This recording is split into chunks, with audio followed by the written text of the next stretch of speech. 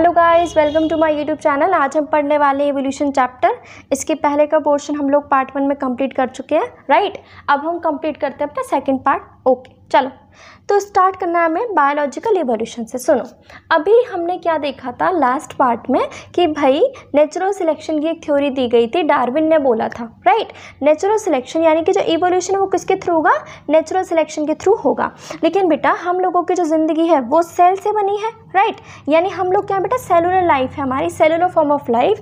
अब सुनो बेटा, सबकी अपनी अपनी कैपेबिलिटी है, राइट। कि ये कैपेबिलिटी किस बात में है देखना भी, सबकी मेटाबॉलिक कैपेबिलिटी डिफरेंट है। हो सकता है इस स्पीशीज़ की मेटाबॉलिक कैपेबिलिटी अलग हो, उस वाली स्पीशीज़ की कैपेबिलिटी अलग हो, राइट। तो सुनो, यानी कि अगर मैं आपको एक एग्जांपल दूं तो आप लोग समझोगे। बेटा माइक्रोब्स होते हैं हमारे पास, है ना, चुन्नू माइक्रोब्स जो आप लोगों के पास है ना, वो बेटा कुछ ही घंटों में मिलियंस में बेटा अपने आप को डिवाइड कर लेते हैं। तो उनकी कितनी ज़्यादा मेटाबॉलिक कैपेबिलिटी है, राइट। अगर बेटा मैं अपनी बात करूं, अगर हम ह्यूमन की बात करें तो उनकी लाइफ स्पेन कितनी है? 80, 60, 100 मानो। उसमें बेटा वो कितनी प्रजनन देते हैं? 2 to 3, 4 to 5 लास्ट। अब तुम देख रहे हो, यानी सबकी कैपेबिलिटी क्या है? डिफरेंट है। अगर बेटा मैं माइक्रोब्स की बात करूं तो वो बेटा कुछ ही घंटों में मल्टीप्लाई करके मिलियंस में बेटा अपनी प्रजनन को बना देते हैं, राइट। अगर बेटा हम एक एग्जांपल लेके चलें, सुनो, अपने पास ना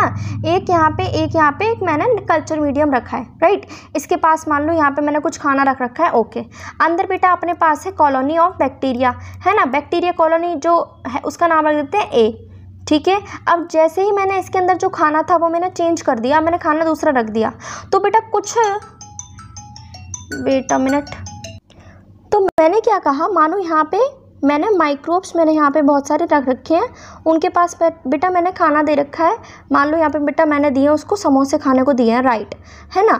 अब ये इस कॉलोनी ऑफ बैक्टीरिया का नाम है ए, ठीक है। अब जैसे ही मैंने इस कल्चर मीडियम में खाना मैंने चेंज कर दिया, अब मैंने रख दिया बेटा भटूरे, तो बेटा इन कॉलोनी में से जो बैक्टीरिया थे ना, कुछ तो बेटा जी जाएंगे, कुछ तो बेटा सर्वाइव कर लेंगे, उस खाने को खा लेंगे, कुछ बेटा नहीं रह पाएंगे। तो एक तरीके से अब जो पहले पॉपुलेशन थी ए, अब उसमें से कुछ ही लोग सर्वाइव कर पाए, तो मैं उस पॉपुलेशन का नाम रखूँगी बी।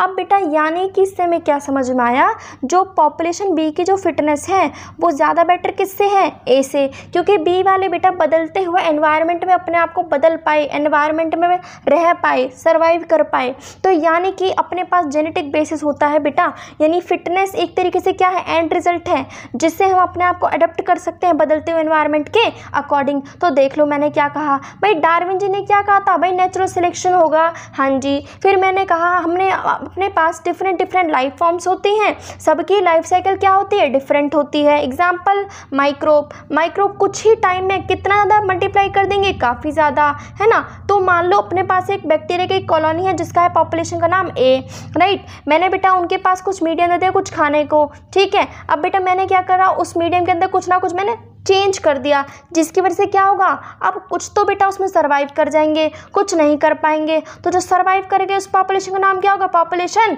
बी। एक तरीके से अपने पास जो पॉपुलेशन बी है वो नई स्पीशीज़ बन के आई है न्यू कंडीशन में। तो बेटा अपने पास क्या आ गई? न्यू स्पीशीज़ कुछ ही दिनों में आ गई, राइट। अगर बेटा मैं लगा के चलूँ फिश के लिए, राइट, तो इसका मतलब अपने पास क्या है? फिटनेस जो बी की है वो बेटर है, क्योंकि वो नई एक स्पीशीज़ बन के अपने पास आई है, राइट। तो फिटनेस क्या हो गया? एंड रिजल्ट हो गया अपने पास अडेप्ट होने का, सिलेक्ट होने का बाय द नेचर। इसके बाद अपने पास आते branching, descent and natural selection के बेटा 2 की कॉन्सेप्ट दिए गए हैं डार्विनियन ने, ठीक है। अब सुनो, अपने पास क्या है, एक साइंटिस्ट थे, साइंटिस्ट का नाम है लेमार्क। ये बेटा नेचुरलिस्ट थे, ये बेटा फ्रांस के थे, राइट। तो फ्रेंच नेचुरलिस्ट लेमार्क थे। ये क्या कहते हैं कि जो इवोल्यूशन है ना वो तभी ही होगा अगर आप किसी चीज़ का यूज़ करोगे तो वो आपके साथ रहने वाली है, अगर आपने उसका डिसयूज़ किया तो आपके पास नहीं होगी। बेटा तुम दिन रात दिमाग को यूज़ कर रहे हो, हैं, ऐसा थोड़ी है तुम बार बार दिमाग यूज़ करोगे तो आगे भी बढ़ता जाएगा, इम्पॉसिबल। इन्होंने क्या बोला, आपके पास क्या था? एक जिराफ था। क्या था? जिराफ। तो पहले के टाइम पे जिराफ की गर्दन क्या थी? छोटी। इनकी लॉजिक सुनना। फिर उसको क्या खाना होता था? ट्री खाना होता था, ठीक है, ट्री। अब वो ट्री कैसे खाता था, अपनी गर्दन को ऊपर उठा के फिर धीरे धीरे तो उसकी नेक की मसल थोड़ी बेटा बड़ी होने लगी, तो उसके पास बेटा लंबी गर्दन आ गई। कुछ लॉजिक लग रहा है इसमें? बिल्कुल भी नहीं। तो उन्होंने क्या कहा, जो इवोल्यूशन हो रहा है ना अपने पास बाय द यूज या फिर डिसयूज ऑफ ऑर्गन, तभी अपने पास इवोल्यूशन होगा। एग्जाम्पल दिया जिराफ का, बेटा वो ट्राई करता रहता था कि वो लीव्स को खा सके बड़े बड़े ट्रीज के थ्रू, ठीक है। तो उन्होंने क्या किया, अपने आप को अडॉप्ट किया, बार बार अपनी नेक को इलोंगेट किया, बड़ा किया, तो अपने पास जनरेशन टू जनरेशन ये कैरेक्टर बेटा पास होते गए। लेकिन बेटा इस चीज़ को किसी ने भी यूज़ नहीं किया। अगर मैं बोलूँ मैं अपना हाथ बढ़ाना चाह रही हूँ, सिर्फ एक हाथ बढ़ाना चाह रही हूँ, ऐसे थोड़ी ना हो जाएगा, एक हाथ बड़ा एक हाथ छोटा, इम्पॉसिबल। तो इस थ्योरी को बेटा किसी ने भी वैल्यू नहीं दी। इसके बाद अपने पास एनसीईआरटी खुद क्वेश्चन करती है कि उनको भी नहीं पता कि इवोल्यूशन वो एक प्रोसेस है या फिर प्रोसेस का रिजल्ट है। मतलब जब बेटा मैं कुछ ना कोई स्टोरी समझा रही हूँ, है ना, जैसे कि वर्ल्ड की, तो इसका मतलब इवोल्यूशन एक प्रोसेस है, ठीक है। लेकिन जब हम लाइफ की स्टोरी की बात करते हैं कि किस तरीके से लाइफ आई है अर्थ पे, तो हम क्या बोलते हैं, भाई नेचुरल सिलेक्शन हुआ है, उसकी वजह से अपने पास क्या आई है, लाइफ आई है, ठीक है। तो एक तरीके से अब भी हम लोग बेटा क्लियर नहीं है कि इवोल्यूशन क्या है अपने पास, एक नेचुरल सिलेक्शन एक प्रोसेस है या फिर प्रोसेस का एंड रिजल्ट है, राइट। इसके बाद अपने पास आते थॉमस मैल्थस, साइंटिस्ट थे। यही वो थॉमस मैल्थस है बेटा जिसकी बातों को सुन के हमारे डार्विन साहब इन्फ्लुएंस हो गए, ठीक है। तो क्या कहता था, नेचुरल सिलेक्शन क्या था अपने पास कि भाई ऑब्जर्वेशन इसकी जो क्या होती है, फैक्चुअल होती है। मतलब हम सब जानते हैं जो रिसोर्स है वो क्या होता है, लिमिटेड होते हैं, ठीक है। कभी कभी बेटा पॉपुलेशन का साइज स्टेबल होता है, लेकिन कभी कभी क्या होगा, सीजनल फ्लक्चुएशन आ गई, जैसे अभी कोरोना वायरस आया था, पॉपुलेशन का साइज क्या होता है, स्टेबल, लेकिन बीच में कभी कभी बेटा दिक्कतें आ जाती है जिसकी वजह से पॉपुलेशन का साइज क्या हो सकता है, घट सकता है, ठीक है। यहाँ तक कि बेटा हम सब जानते हैं कोई भी दो बेटा लोग हैं वो बेटा बिल्कुल भी एक जैसे सिमिलर तो नहीं, एक जैसे बिल्कुल सेम नहीं हो सकते, लेकिन वो सिमिलर होंगे।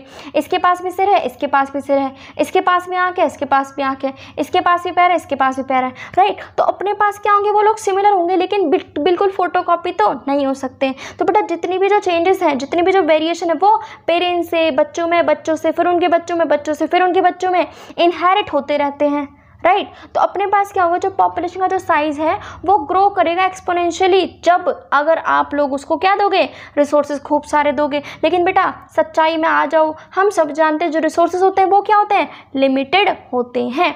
क्यों? क्योंकि बेटा हमें एक ही पोस्ट के लिए कई सारे बेटा लोग लड़ते भी तो हैं, कंपटीशन भी तो काफ़ी होता है ना कि सरकारी नौकरी के लिए, यानी अपने पास क्या रिसोर्सेज के लिए बेटा कंपटीशन हम लोग करते हैं, आपस में कम्पीट करते हैं, ठीक है।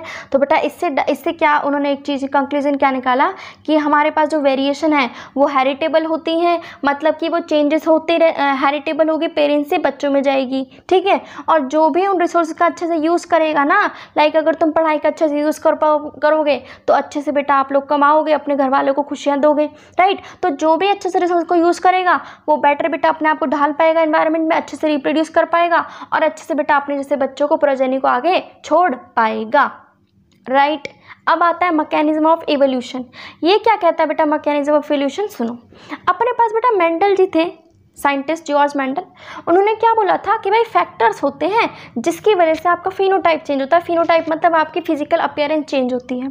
ये बात बेटा पहले की गई थी, अब पता नहीं डार्विन ने चीज़ें, डार्विन को पता थी ऑलरेडी, या तो डार्विन ने इग्नोर किया इन चीज़ों को, या फिर बेटा उसने चुप्पी साधी है, वो बोला ही नहीं, ठीक है। फिर बेटा अपने पास आए हमारे पास 20th सेंचुरी में ह्यूगो डे व्रीज, एक नए साइंटिस्ट, उन्होंने बेटा मेंडल जो अपना मेंडल था ना उसकी बातों को थोड़ा गौर किया, ठीक है। उन्होंने बेटा इवनिंग प्राइमरोस पे बेटा वो लोग काम कर रहे थे, उन्होंने देखा भाई म्यूटेशन हो गई अचानक से, यानी इवनिंग प्राइमरोस पे वो लोग काम कर रहे थे, अचानक से पॉपुलेशन में इतना ज़्यादा चेंज आ गया ना जिसकी कोई लिमिट नहीं थी।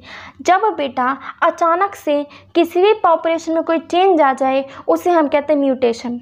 एग्जाम्पल बेटा आपकी ना पूरे फैमिली में सब लोग पढ़े लिखे हैं, है ना, दादा दादी, नाना नानी, पापा मम्मी, है ना, भाई बहन वगैरह वगैरह, सब आप हो गए बेटा निगम में। तो वो क्या होगा, अचानक से बेटा हालात बदल गए, जज्बात बदल गए, म्यूटेशन आप लोगों के पास आ गई, ठीक है।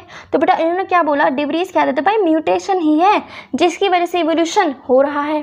लेकिन डार्विन क्या कहता था, भाई धीरे धीरे वेरिएशन आएंगी और फिर जाके इवोल्यूशन होगा। लेकिन इसने क्या कहा, अचानक से होगा, है ना। तो म्यूटेशन क्या थी, रैंडम, कभी भी हो सकती है, डायरेक्शनलेस है, किसी भी डायरेक्शन में हो सकती है, ज़रूरी नहीं कि आगे आगे जाएंगे तो ही हो सकता है बेटा दिक्कत पीछे भी आ जाए, बिना डायरेक्शन के डायरेक्शनलेस होगा। डार्विन क्या कहता है कि भाई वेरिएशन बहुत कम आएंगी हैं, डायरेक्शन में होंगी, मतलब तुम पढ़े लिखे हो तो तुम्हारा बच्चा भी पढ़ा लिखा होगा, वो बच्चा पढ़ा लिखा है तो उसके बच्चे भी, इम्पॉसिबल बेटा, नहीं होता ऐसा, सबके बेटा अलग कैपेसिटी होती है। तो ये एक तरीके से यहाँ पे बेटा दोनों साइंटिस्ट के बीच में बेटा जंग छिड़ गई थी, ठीक है।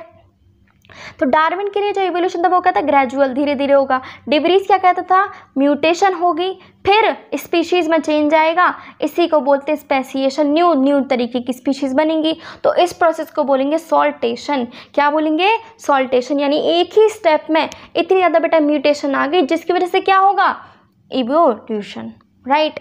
आ गया बेटा। अब है हार्डी वीनबर्ग प्रिंसिपल।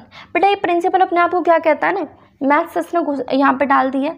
ये क्या कहते हैं, अपने पास मान लो यहाँ पे फ्रीक्वेंसी की बात कर रहे हैं, किसकी बात कर रहे हैं, फ्रीक्वेंसी की। यानी अपने पास जीन है, जीन पे अलील बैठा होगा, उनकी कितनी फ्रीक्वेंसी है किसी भी जनरेशन में जाने की। एग्जाम्पल, आपके पेरेंट्स पे 100 गए होंगे, आप पे 100 आएंगे, आपके बच्चों पे भी 100 जाएंगे, आगे भी 100। अगर बेटा इनमें 100 में से -1 या +1, मतलब इनमें अगर चेंज आ गया तो समझ जाओ इवोल्यूशन होगा, चेंजेस आएंगे, ठीक है। तो सुनो, अपना ये प्रिंसिपल क्या कहता है कि एक पॉपुलेशन में अलील की जो फ्रीक्वेंसी है वो हमेशा क्या रहेगी, स्टेबल, कांस्टेंट रहेगी फ्रॉम जनरेशन टू जनरेशन। अगर इस पर 10 जा रहे हैं तो आगे वाली पे भी 10, आगे वाली पे भी 10, उस पे भी 10, उस पे भी 10। अगर गलती से बेटा इसमें दिक्कत आ गई ना, यानी अगर जीन पूल मतलब सारे के सारे यहाँ पे जीन बैठे हैं और इनमें अगर बेटा थोड़ा सा भी चेंजेस आ गया ना, इस जनरेशन में तो 50 है, अगले में 40 आ गए, तो क्या होगा, इवोल्यूशन होगा, ठीक है। तो बेटा जब अपने पास जो जीन पूल है वो कांस्टेंट है, उसको बोलते हैं जेनेटिक इक्विलिब्रियम, ठीक है। इक्विलिब्रियम, सब कुछ बैलेंस है, ठीक है। अगर मैं बेटा टोटल निकालूँ, मानो 100% अपने पास जीन है, तो बेटा मैं टोटल निकालती हूँ ना पूरी फ्रीक्वेंसी का, तो बोलते हैं 1, ठीक है। तो अब अपने पास मान लो एक है, अपने पास एक है इंडिविजुअल जिसके पास P है, इसके एक के पास Q है, ठीक है। अब जो P वाले का जो जीन है उसके पास जो अलील बैठा वो कैपिटल A, इसके पास है स्मॉल a। अब बेटा अपने पास A² + B² + 2AB का फॉर्मूला लगा दो, बाइनोमियल एक्सपेंशन। तो सुनो, ये क्या होगा, P² + Q², इनका मल्टीप्लाई 2PQ = 1। अब ये अगर 1 नहीं आया ना और कुछ और आया तो समझो अपने पास क्या हो गया, इवोल्यूशन हो गया, ठीक है। तो अपने पास क्या है, P और Q, ठीक है। P वाले के पास अलील कौन है, A, Q वाले के पास स्मॉल a। तो मैं सिंपली बोल सकती हूँ P के लिए P², दूसरे के लिए Q² और उनका मल्टीपल क्या होगा, 2PQ, ठीक है। तो ये अपने पास क्या होगा, बाइनोमियल एक्सपेंशन। अगर गलती से भी बेटा इसकी वैल्यू इधर उधर थोड़ी सी भी अगर चेंज हुई ना, इसका मतलब अपने पास क्या हो जाएगा, इवोल्यूशन हो जाएगा। अब देखो जैसे 3 ग्राफ दिए हैं, ये देखो, अब सुनो, फर्स्ट नंबर है बेटा स्टेबल वाला। यहाँ पे क्या होगा, जब बेटा आपके पास मीन वैल्यू बढ़ती जाए एक ही डायरेक्शन में, बेटा एक तरीके से आप लोग क्या कर रहे हो, मीन वैल्यू काफ़ी सारे लोग एक्वायर कर रहे हैं, उसको बोलते हैं स्टेबलाइजेशन। देखो ना तो ये ग्राफ इधर भाग रहा, ना ये पॉपुलेशन इधर जा रही, एक स्टेबल है ना ऊपर की तरफ, ये होगा स्टेबलाइजेशन। जब बेटा अब मान लो आप इस स्कूल में पढ़ रहे हो, आपका मन कर गया कहीं और जाने का, अब आप ही को देख के और बच्चे आए जा रहे, तो ये स्कूल तो खाली हो गया, ये स्कूल भर गया। तो यहाँ पे क्या होगा, एक ही डायरेक्शन में पॉपुलेशन बढ़ती जाएगी। तो ये क्या होता है, डायरेक्शनल ग्राफ होगा, ठीक है। दूसरा, अब बेटा इधर भी 50 बच्चे इस स्कूल में, इधर भी 50 बच्चे, बीच में बेटा कुछ भी नहीं, बीच वाली गली खाली। तो यानी कि जब इधर भी पॉपुलेशन शिफ्ट हो गई, इधर भी पॉपुलेशन शिफ्ट हो गई, तो इसको बोलते हैं डिसरप्टिव, डिसरप्शन आ गई बेटा, रुकावटें आ गई हैं, ठीक है। तो सुनो, क्वेश्चन बताए, अपने पास हार्डी-वीवर प्रिंसिपल में अगर दिक्कत आती है, अगर इक्विलिब्रियम बिगड़ता है, तो कौन कौन से फैक्टर्स होते हैं जो कि चेंजेस ला सकते हैं, ठीक है। 5 फैक्टर हैं। नंबर 1 जीन माइग्रेशन या फिर gene flow, genetic drift, mutation, genetic recombination और नेचुरल सिलेक्शन। अब सुनो, माइग्रेशन क्या होता है। माइग्रेशन का मतलब यहाँ से कहीं और पे चले जाना। आप बच्चे हो, इसी स्कूल से आप दूसरे स्कूल में चले गए, इसको बोलेंगे जीन माइग्रेशन। जीन कौन हो, आप खुद ही हो, ठीक है। जीन का माइग्रेशन हो गया। अब एक तरीके से आप इस स्कूल को छोड़ के दूसरे में गए ना, तो यहाँ पे तो पॉपुलेशन प्लस हुई, आप इधर चले गए, इधर पॉपुलेशन क्या हुई, माइनस, ठीक है। अब आता है जीन फ्लो।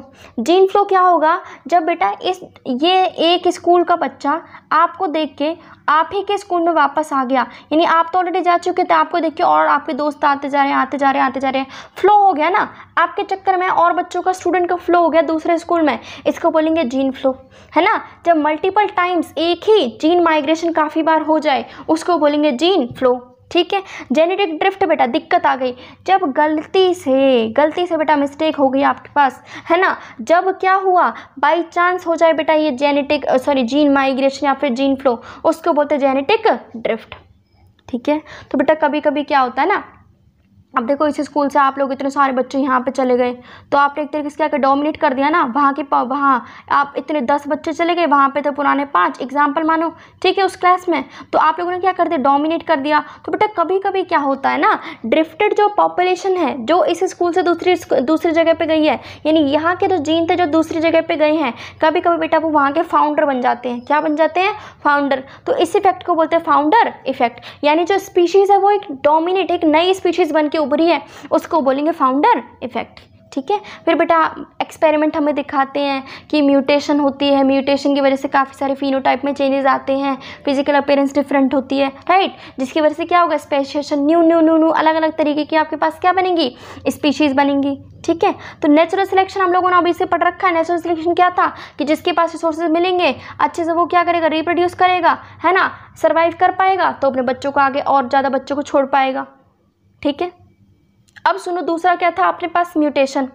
अब म्यूटेशन या फिर वेरिएशन कब आती है, जब बेटा रिप्रोडक्शन होगा, जब आप लोग रिकम्बाइन करोगे गैमेटोजेनेसिस में, जब स्पर्म मिलेंगे तो आपके पास क्या आ सकती है, म्यूटेशन या फिर वेरिएशन आ सकती है, ठीक है। तो यहाँ मैंने आपको सारी चीज़ें समझा दी। अब है बेटा नेचुरल सिलेक्शन। 3 तरीके के जो ग्राफ थे, एक स्टेबलाइजेशन, सारे स्टेबल हो रहे हैं, डायरेक्शनल, एक ही जगह पे सारे लोग भागते जा रहे हैं, डिसरप्शन, जब पेरीफेरी पे इधर भी आ गए और पेरीफेरी पे इधर भी आ गए, बीच में बेटा कुछ भी नहीं है, उसको बोलते हैं डिसरप्टिव, क्लियर, आ गया हो। अब बेटा आता है ब्रीफ अकाउंट ऑफ इवोल्यूशन, यानी कि अब हम पढ़ने वाले हैं लाइफ किस किस तरीके से कैसे बेटा अपने पास अर्थ पे आई है। तो सुनो, 2000 मिलियन ईयर अगो अपने पास पहली सेलुलर फॉर्म आई, ठीक है। अब हम नहीं जानते किस तरीके से जो जिएंट मॉलिक्यूल था नॉन सेलुलर, वो किस तरीके से बेटा मेम्ब्रेन के अंदर इवॉल्व हुआ, हम लोगों को ये चीज़ नहीं पता, ठीक है।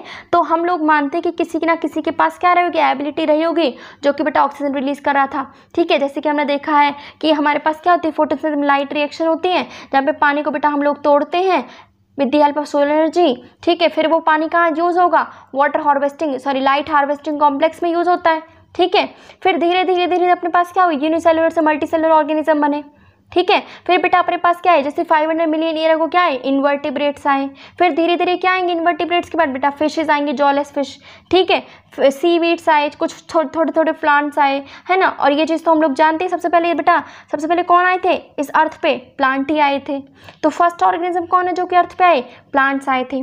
फिर बेटा धीरे धीरे बेटा अपने पास क्या है, लैंड पे बेटा पहले एनिमल्स रहा करते थे, अब बेटा क्या रहने लगे, प्लांट वगैरह हमारे पास रहने लगे, अपने पास क्या हो गया, एनिमल्स बेटा इन्वेड कर गए पूरे लैंड को। अब धीरे धीरे क्या हुआ, फिशेस आई, उनके पास स्टाउट था, स्ट्रॉन्ग फिन्स थी, ताकि वो पानी में भी जा सके और लैंड पे भी रह सके, ठीक है। तो अच्छे से सिस्टम दिया भगवान ने उन्हें। फिर धीरे धीरे हमने क्या देखा, 350 मिलियन ईयर अगो अपने पास एक फ़िश मिली साउथ अफ्रीका में, नाम था सिलीसेंथ। क्या नाम था, सिलीसेंथ। इसको बेटा पकड़ा गया था 1938 में, जबकि हम लोगों ने बेटा इसे विलुप्त मान लिया था, एक्सटेंट मान लिया था। तो बेटा ऐसे एनिमल्स को बोलते हैं लोबीफिन्स। लोबीफिन्स मतलब जो पानी में भी रह सकते हैं और जो ज़मीन में भी रह सकते हैं, यानी कि एम्फीबियंस। तो फर्स्ट एम्फीबियंस जो कि कौन थे, जो पानी में भी रह सकते हैं और वाटर में भी रह सकते हैं, उन्हें कहते हैं एम्फीबियंस। आज हमारे पास बेटा ऐसे कोई भी इनके पास स्पेशल में अपने पास नहीं बचा है, ठीक है। हाँ, लेकिन अपने पास इनके बच्चे ज़रूर बचे हैं, मतलब फ्रॉक्स हैं, सैलेमेंडर हैं, बड़ी बड़ी छिपकली फ्रॉक्स, इनके पूर्वज बेटा पहले थे। अब बेटा अपने पास इनमें से कोई भी स्पीशीज़ अपने पास नहीं बची है। फिर बेटा धीरे धीरे एम्फीबियंस क्या बने, रेप्टाइल्स, रेंगे रेंगे चलने लगे, ठीक है। फिर क्या हुआ अपने पास, रेप्टाइल्स क्या होते हैं, उनके पास शेल्स थी, शेल्ड एग, ताकि वो अपने बच्चों को रख सके अपने बॉडी के पास, और जो सूरज की गर्मी उनके बच्चों को नुकसान ना पहुंचा सके एग को, ठीक है। फिर धीरे धीरे अपने पास क्या है, टर्टल्स, टॉर्टॉइस, क्रोकोडाइल्स, ये सब है, ठीक है। तो एक तरीके से बेटा इस टाइम फिर रेप्टाइल्स ने बेटा पूरे अर्थ को क्या कर लिया, डोमिनेट कर लिया, ठीक है। जैसे कि टेरिडोफाइट्स प्लांट्स हमारे धीरे धीरे खत्म होने लगे थे, है ना, कोल वगैरह डिपोजिट हो गया था, ठीक है। फिर कुछ रेप्टाइल्स बेटा पानी में वापस चले गए, ठीक है। एग्जाम्पल इक्तिथॉरस, ठीक है, क्या नाम है, इक्तिथॉरस। और कुछ रेप्टाइल्स है जैसे कि डायनासोर, उसमें सबसे बड़ा नाम क्या था, टायरानोसोरस रेक्स। ये बेटा 20 फीट इसकी हाइट थी, इतने भयंकर बेटा इसके दांत थे, पता नहीं कब कब में बेटा खत्म हो गया। कब हुआ, अबाउट 65 मिलियन ईयर अगो। कुछ ना कुछ बेटा बोला गया कि भाई आग के गोले वर्ष से कुछ ना कुछ क्लाइमेट चेंजेस हुए, जिसकी वजह से इतनी बड़ी स्पीशीज बेटा अब है ही नहीं दुनिया में, राइट। फिर क्या है, अब बेटा आ जाओ इंसानों की बेटा शुरुआत करते हो। तो सुनो, सबसे पहले क्या है, इनवर्टेब्रेट्स आए, ठीक है। इनवर्टेब्रेट्स के बाद बेटा क्या आई, फिशेस वगैरह आई, यानी कि पानी में बेटा जिंदगी आई, पानी से, ठीक है। पानी के बाद बेटा क्या है अपने पास, एम्फीबियंस। एम्फीबियंस मतलब जो पानी में भी जा सकते हैं और लैंड पे भी रह सकते हैं, ठीक है। एम्फीबियंस के बाद क्या है, रेप्टाइल्स। रेप्टाइल्स यानी रेंग रेंग के कहाँ पे चलेंगे, धरती पे। रेप्टाइल्स के बाद बेटा आगे आने वाले अपने पास लैंड के एनिमल्स यानी कि मैमल्स, राइट। तो सुनो, मैमल्स पहले के कैसे थे, शुरू की तरह दिखते थे, ठीक है। स्मॉल साइज था बेटा इनका, विविपेरस थे, है ना। मम्मियाँ बेटा अपने बच्चों की, अनबॉर्न बच्चों की केयर करती थी अपनी बॉडी के अंदर, है ना, यूट्रस में। मैमल्स बेटा बहुत इंटेलिजेंट थे, अच्छे से इनके सेंसिंग पावर काम करता था। इनका जो इनको पता चल जाता है कि भाई खतरा आने वाला है तो अवॉइड कर सकते थे, ठीक है। फिर जैसे बेटा रेप्टाइल्स खत्म हो गए ना, तो मैमल्स यानी जितने भी जो मैमल्स थे उन्होंने बेटा पूरे के पूरे अर्थ को क्या कर लिया, डोमिनेट कर लिया, ठीक है। तो ये कैसे दिखते थे बेटा, अपने पास हॉर्स की तरह, हिप्पोपोटामस की तरह, बियर की तरह, रैबिट की तरह दिखते थे। फिर बेटा एक टाइम कॉन्टिनेंटल ड्रिफ्ट हुई, उसमें क्या हुआ, साउथ अमेरिका वाले लोगों ने नॉर्थ अमेरिका वालों को जोड़ लिया, ठीक है। साउथ अमेरिका के जो मैमल्स थे ना, वो नॉर्थ अमेरिका के मैमल्स के साथ बेटा मिल गए, ठीक है। फिर क्या हुआ बेटा, इन साउथ अमेरिका वाले लोगों को नॉर्थ अमेरिका वाले एनिमल्स ने क्या कर लिया, डोमिनेट कर लिया, ख़त्म कर लिया, ठीक है। जिसकी वजह से क्या हुआ, ये वाले बेटा लोग अच्छे से बेटा अपने आप को सर्वाइव कर पाए, क्योंकि कंपटीशन तो था ही नहीं। जब तुमने दूसरों को ही मारे तो कंपटीशन कौन रहेगा, राइट, राजा ही जिएगा बेटा। आगे आओ, फिर बेटा क्या हुआ, मैमल्स जो थे ना वो पानी में रहा करते थे, जैसे कि whales, dolphin, seal, sea cow, ये वगैरह वगैरह, ठीक है। तो बेटा इस चैप्टर में हम सिर्फ और सिर्फ बात करेंगे मैन की। वैसे हॉर्स का भी होता है, एलिफेंट का भी होता है, डॉग का भी होता है, लेकिन इसमें हम सिर्फ और सिर्फ मैन के बारे में बात करने वाले कि किस तरीके से बेटा मैन अपने पास उसका एवोल्यूशन हुआ है, राइट। तो बेटा 15 मिलियन ईयर अगो अपने पास प्राइमेट्स आए, ड्रायोपिथेकस, फिर आए रामापिथेकस। नाम समझ आ रहा है, ड्रायो मतलब ड्राई स्किन रही होगी, ठीक है, यानी हेयर ही थे, गोरिल्ला की तरह चलते थे, चिंपैंजी की तरह बेटा लोग दिखते थे। लेकिन रामापिथेकस नाम है बेटा जी, राम यानी कि इंसानों वाले नाम है, यानी कि बेटा इंसानों की तरह दिखा करते थे, ठीक है। ड्रायोपिथेकस कैसे थे, ड्राई गोरिल्ला की तरह थे, यानी बंदर की तरह दिखते थे, एप लाइक, ठीक है। इनके बेटा कुछ फॉसिल्स भी मिले अपने पास, इथियोपिया में, टेंजेनिया में, ठीक है। इनके बेटा कुछ होमिनिड फीचर थे, ह्यूमन जैसे फीचर दिखने लगे थे, ठीक है। कहाँ पे बेटा इनको देखा था, ईस्टर्न अफ्रीका में देखा था। कितनी हाइट हुआ करती थी, 4 फीट, लेकिन बेटा चलते सीधे थे, ठीक है। कैसे चलते थे, सीधे दिखते थे। इसके बाद क्या है, ऑस्ट्रेलोपिथेकस ऑस्ट्रेलिया में आए, ठीक है। इसके बाद बेटा हमने क्या देखा, ये ईस्ट अफ्रीका में बेटा वहाँ पे लोग रह रहे थे। इनके पास बेटा क्या क्या इंस्ट्रूमेंट थे, ये बेटा शिकार किया करते थे, ठीक है। खाते क्या थे, वेजिटेरियन थे, फ्रूट्स खाते थे, ठीक है। तो ये बेटा पहले थे ऐसे जो कि ह्यूमन की तरह दिखे करते थे, इनको बोलते थे होमो हैबिलिस, ठीक है। इनकी जो बेटा ब्रेन कैपेसिटी तो काफ़ी अच्छी थी, 650 to 800 cc। ये बेटा मीट नहीं खाते थे। इनके फॉसिल्स कहाँ मिले, जावा के अंदर 1891 में। फिर है बेटा होमो इरेक्टस, ठीक है, 1.5 मिलियन ईयर अगो अभी पहले आए हैं। होमो इरेक्टस के पास बेटा ब्रेन और ज़्यादा कैपेसिटी थी, 900 cc का बेटा इनके पास क्या था, ब्रेन था, ठीक है। ये क्या खाते थे बेटा, मीट खाया करते थे। फिर आए बेटा नीदरलैंड मैन, इनके बेटा ब्रेन साइज और बढ़ गया, 1400 cc हो गया, ठीक है। कहाँ रहते थे, near east and central Asia. ये बेटा ये इनमें बुद्धि बहुत थी, ये बेटा अपने ना बॉडी को पूरा कवर करके रखते थे कपड़ों से, है ना, चाहे किसी भी चीज़ से। फिर अपने ही लोगों को जला भी देते थे, बरीड भी कर दिया करते थे, ठीक है। कैसे उनका अंतिम संस्कार करना है ये सब इनको नॉलेज थी, ठीक है। फिर बेटा अपने पास क्या है, होमोसैपियंस, जो कि फिलहाल हम ही हैं, है ना। तो होमोसैपियंस बेटा अफ्रीका में पहले आए थे, फिर धीरे धीरे और कॉन्टिनेंट्स में बेटा फैल गए अलग अलग जगह पे, जो कि आज हम खुद लोग प्रेजेंट अपने पास हैं, ठीक है। तो क्या हुआ बेटा, हमें बेटा इनके प्रूफ भी मिलते हैं, जैसे कि भिम्बेटका रॉक है मध्य प्रदेश में। वहाँ पे लोगों ने वहाँ के जो होमोसैपियंस पहले आए थे उन्होंने कई सारी वहाँ पे पेंटिंग कर रखी है, केव आर्ट कर रखी है, ठीक है। फिर धीरे धीरे अपने पास बेटा एग्रीकल्चर आ गया 10,000 ईयर बैक। फिर ह्यूमन ने बेटा सेटलमेंट अपना करना स्टार्ट कर दिया, ठीक है। तो सबसे पहले कौन आए थे? ड्रायोपिथिकस, फिर रामापिथिकस, फिर ऑस्ट्रेलोपिथिकस, फिर होमो हैबिलिस, फिर होमो इरेक्टस, फिर बीच में आए नीदरलैंड मैन, फिर कौन आए? Homo sapiens. और होमो सैपियंस ही वो हैं जो कि फिलहाल अभी अपने पास प्रेजेंट हैं, ठीक है। तो बेटा जिसको भी समझ में आया उस चैप्टर को प्लीज़ लाइक करो, कमेंट करो, शेयर करो और खूब सारा बेटा प्यार दो, ठीक है।